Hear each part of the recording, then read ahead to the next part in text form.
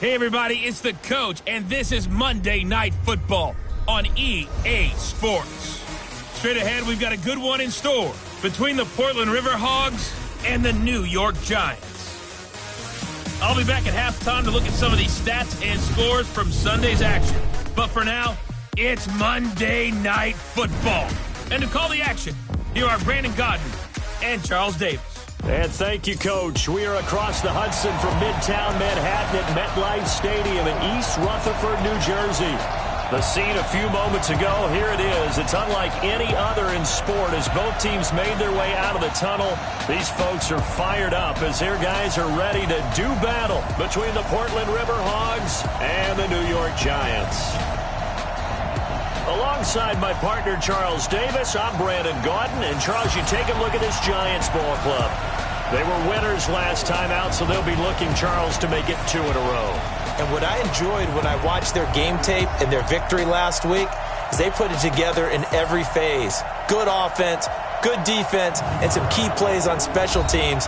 Let's see if they can get that second win in a row. Meanwhile, for this visiting Portland club, they too were winners last time out, so something's got to give here. And I love it when both teams come in off of wins. Great mindsets, and it usually leads to a really well-played game.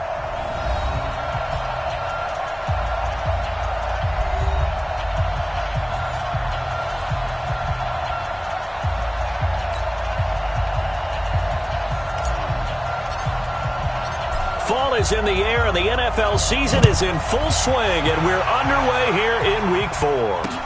This is taken about 7 yards deep, and no run back here. This will be a touchback, and it comes out to the 25-yard line. So here are the Giants ready to start their initial drive of the game. And they'll be led out by their quarterback, the former Louisville Cardinal, Teddy Bridgewater. And you and I both know that any win is a good win, and that's what they did last week. But there's also plenty for him to work on in his game, wasn't there? Yeah. 2 touchdowns, an interception. Yeah, you know, he wants to increase that a little bit in terms of ratio. But first and foremost, they did win the game. Let's make these babies cry. A first down throw for Bridgewater. That's caught by his tight end, Evan Ingram. And he's going to get a good gain of 9 here up to the 34.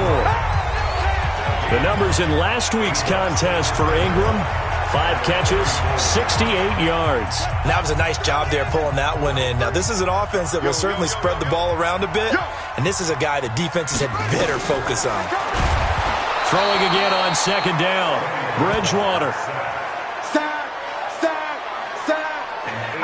And he's on the heels of winning the NFC Defensive Player of the Week award. He had a pair of sacks in last week's game, Charles. So much for adjusting, so much for game planning, right? You know that he had the 2 sacks last week. Why aren't you able to block him? Sometimes the superior athlete just wins. Gets this out to Saquon Barkley.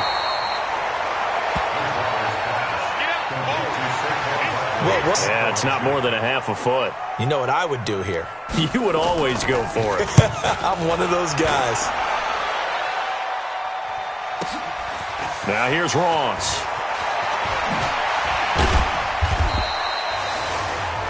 A good return there, 17 yards. And out will come the offense as they take over. So out comes this offense to take over for the first time. They'll be led out by the number 1 overall pick in the 2019 draft from Oklahoma. It's Kyler Murray. When I was watching film this week, I had to write a note to myself. 3 touchdown passes in an NFL game deserves respect, not ho-hum just because. Not his best game ever, but obviously was very good to garner that award. All the talk this week, though, was about let's take that forward now.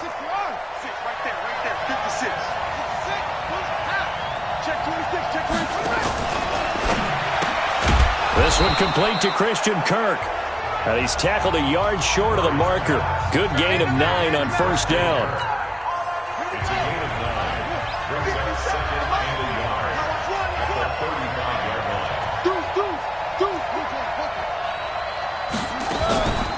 The first carry now. This is Johnson. And able to get this one across the 45 before he's brought down. Well, one unit I know you want to watch is that offensive line. If they keep clearing holes like that, it could be a long night defensively. No doubt about it, because when they are in sync, as we're seeing so far, where that continuity is there, and you can see that they're playing off of each other while controlling the defensive front linebackers, you're exactly right. It could be a very long night for the defense because someone's going to run for some big yardage. So 2nd and inches after that first down completion went just shy of the marker. And past the 35, he'll be dropped a yard or two shy of the 30. A gain of 13, it's a first down. Partner, I remember a coaching friend of mine used to tell his running backs before games, make sure you run and jog with your offensive line in pregame. Get used to the ground shaking when those big behemoths start to create space for you up front. He did a pretty good job of just following those guys through there for a nice explosive run. Just a yard on the first down carry, so it's 2nd and 9. And this O-line, it is the lifeblood of the offense. They establish the tone. Mean, nasty, physical. They can't wait to get after people. That allows the rest of the offense to feel confident.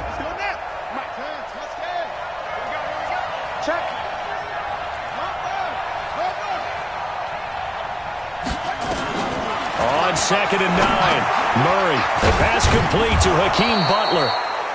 And they'll get 9 there as that sets them up better for 3rd down. I don't think it's a surprise they're throwing the football early. We expected that. They told us they were going to come out firing, but 4 for 4 on the opening drive. They like that. They don't just like it, they love it, because now everyone gets locked in. Your confidence jumps up. Everyone's easy about what they're doing out there. And by the way, they're looking at the sideline thinking to themselves and expressing, let's keep throwing it. We're doing pretty well. And he will have the first before he's brought down right on the chalk of the 20. 2 yards and able to get the first down in the process. Defensively here, you're facing a top 5 team in terms of points scored in the NFL. So when they're that high-powered, you've got to find a way to hold them under 20, because to me, that's the magic number. 20-point score, you give yourself your best chance to win. So if they're up around 24, 28, 30, they could be in some trouble. And I think so, because then you turn it into a shootout, and that means your offense has to keep pace.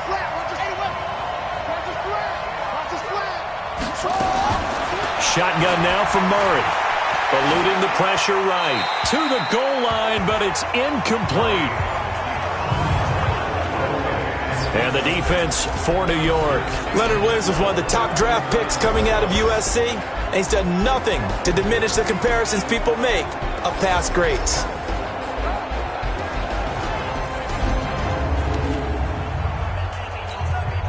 Another shot from the 9 on 2nd and goal. Check.